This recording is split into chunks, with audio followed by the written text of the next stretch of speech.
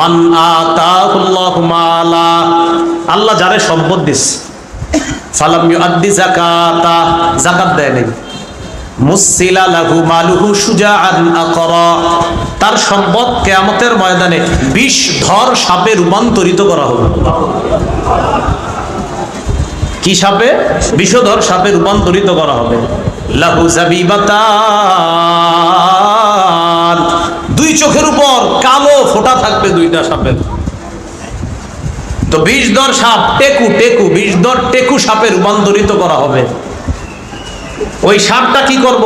ইয়াখুযু বিশিদকাইর, সাপ যাকাত যে আদায় করে না তার দুই চোয়ালের মধ্যে এইভাবে কামড় দিয়ে ধরবে।